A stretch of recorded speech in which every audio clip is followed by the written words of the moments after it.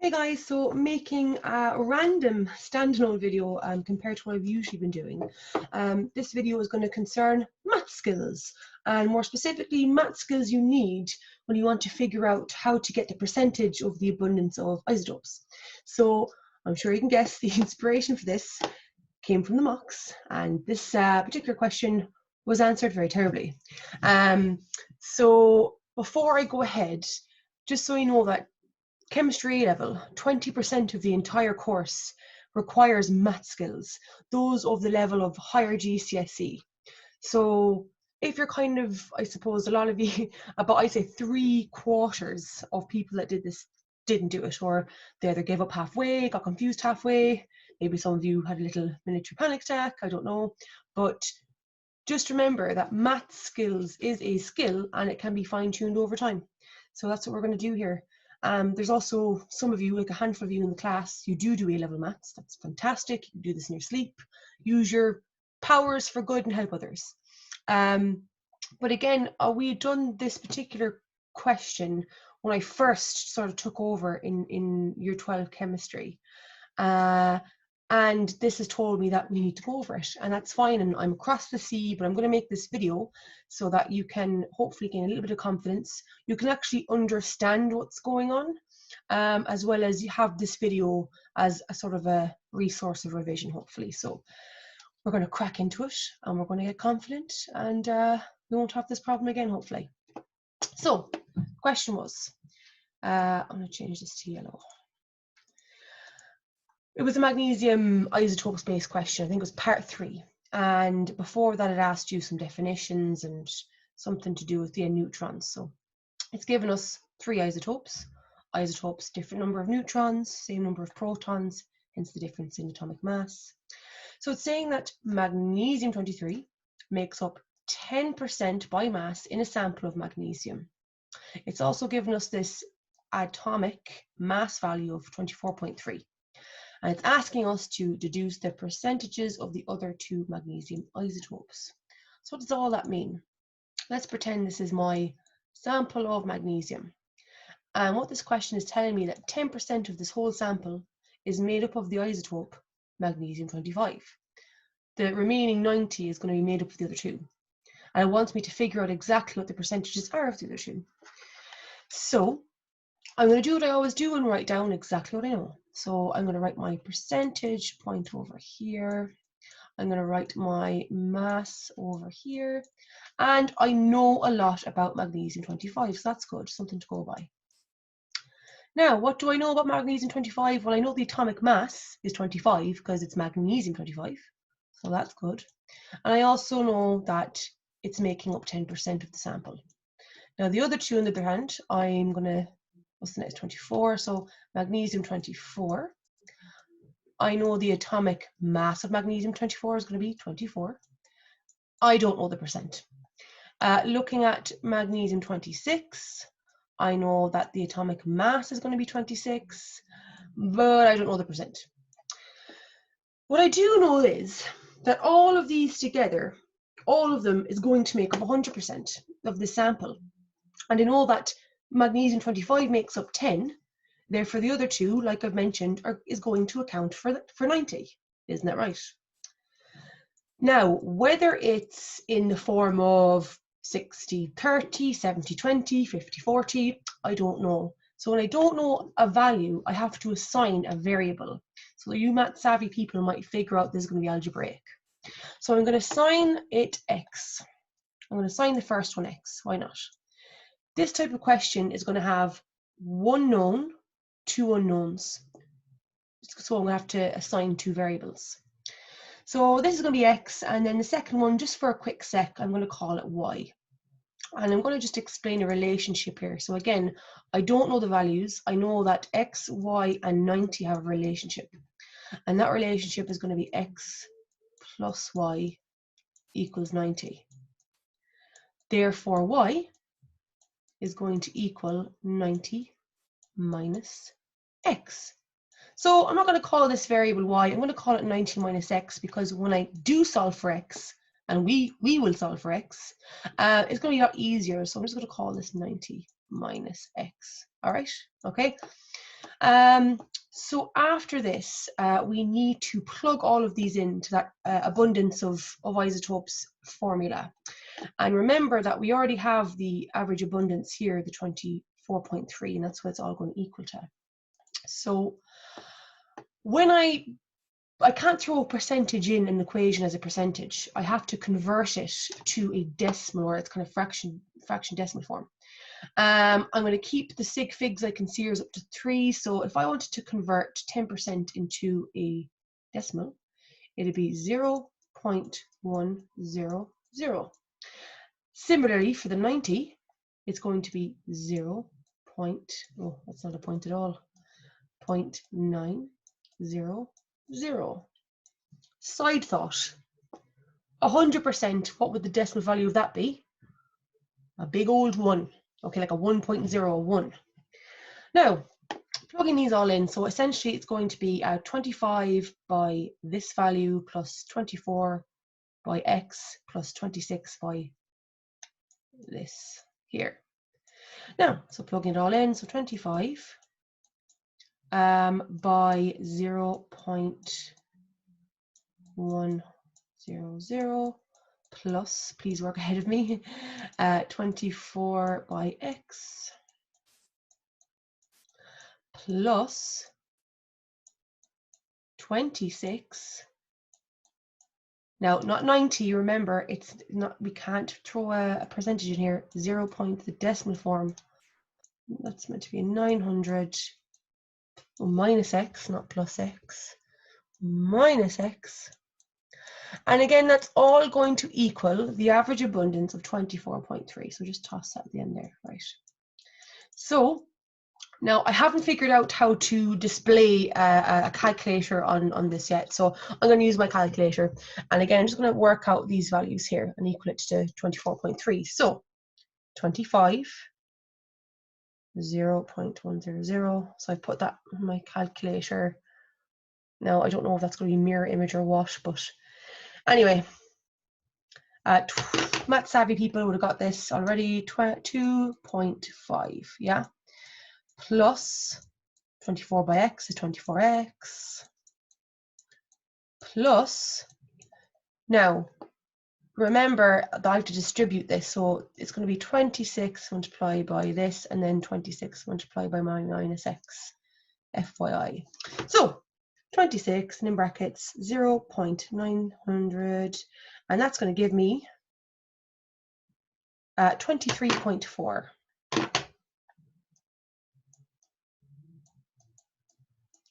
And then minus, so a lot of people actually forget this, minus 26x. And again, it's all going to equal to 24.3. Now, in an algebra equation, I have my x's, I have to separate my x's and my regular values. So looking at this, it's just a lot easier to keep the x's on the left-hand side and then transition the regular values on the other side. So I'm going to find my values here. So this is going to be 24 minus 26x minus 2x. And that's going to equal 24.3 minusing these two values. So I toss them over to the other end. So 24.3 minus 23.4 minus 2.5. And I get 1.6 on my calculator. 1.6, oh, but look, we'll just go with this. 1.6 or minus 1.6. There's a beautiful thing that happens here when it comes to, so I see that I've got like a minus value on both ends. And what I'm allowed to do here is I can multiply these by minus 1. Now that's not x minus 1, it's multiplications by minus 1 to get rid of these minuses. That's a rule I have, or that we're allowed to have. So that essentially becomes 2x equals 1.6. And again, that's the case when I've got two minuses there. So then I'm going to solve for x. X equals 1.6 over 2.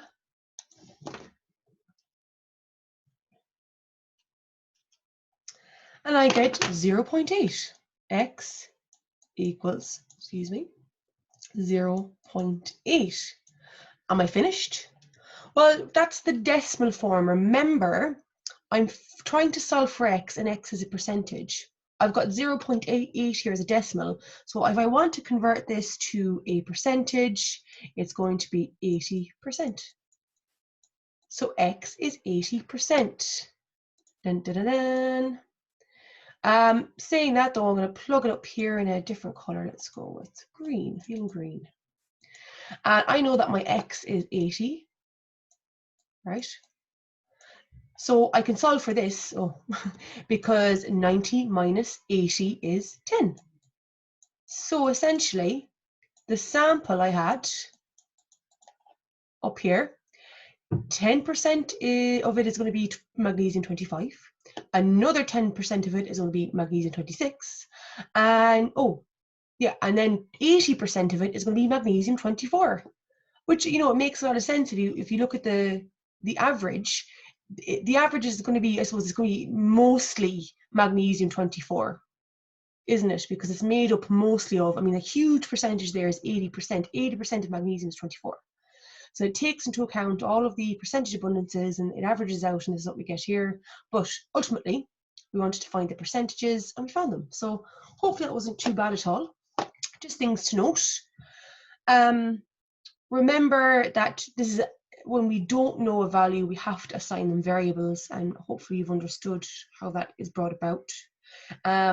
When you do plug in the values, you can't plug in the percentages as percentages, you have to plug them in as their decimal form, keeping in mind the sig figs. And x is on one side, values on the other, and when you do solve for x, percentage, plug it in and there we go. So if I was you, I'd stop the video, and this is for those that had struggled or were intimidated. I would stop the video, I'd rewind, look at the question, and have a go without even, and then press play. But do have a go and keep going until you get it. I'm going to move on to the next one here after a cup of tea. So this one's a little different. I would say easier, but that's always good. So, rubidium, 2 isotopes. Rubidium 85, and it's giving me the mass here, and the mass is like the atomic mass, it just has more sig figs, so just take that into account. My rubidium 87 has this mass, and the average overall, if I looked in the periodic table, I would see this under rubidium in detail, and I have to figure out the percentages. So I've got 2 of them, and it's fair to say that 2 of these are going to make up 100% of my rubidium. So let's pretend I've got a big lump of rubidium here, right? This is my rubidium. Right. One part of it's going to be rubidium 85, the other is going to be rubidium 87. Now, whether it's 50-50, 70-30, 60-40, I don't know. I don't know right now, but I'm going to figure that out. So I'm going to write down what I do know. So just like before, my AR, my percentage, and I do know that my rubidium 85 has a mass, and bear with me when I write this, 84.9117. I don't know the percent. I do know that 87 of rubidium has a mass of 86.9085. I don't know the percent. And again, we know that both of these are going to account for 100%. Remember, both of these are going to account for 100%. I don't know the value and the order of it, so I'm going to assign them variables. I'm going to call this one x, and again, for a split second, I'm going to call it y, just like up here. But then we figure out that x plus y, just a little side note, look, it's good for just developing a little bit of math skills. That's going to equal 100, therefore y is going to equal 100 minus x.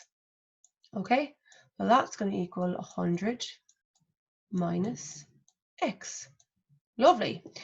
Now, remember that when we plug these in, just like we did up here, when we plugged them all in, that when it comes to percentages, we have to convert them into their decimal form. And 100% is going to be, in its decimal form, 1 minus x, right? So let's plug them in. Anything else there? So yeah, it's all going to equal this bad boy here. So 84.911, make sure that point is clear, 7x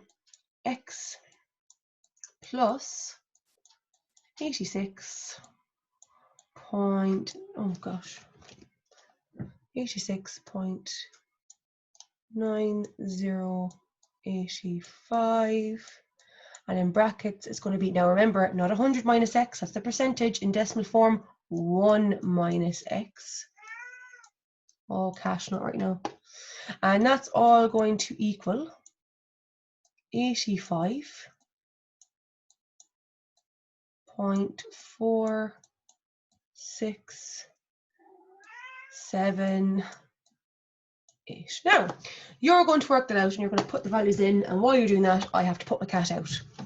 Bear with me. Go on. Yeah. Come on, out you go.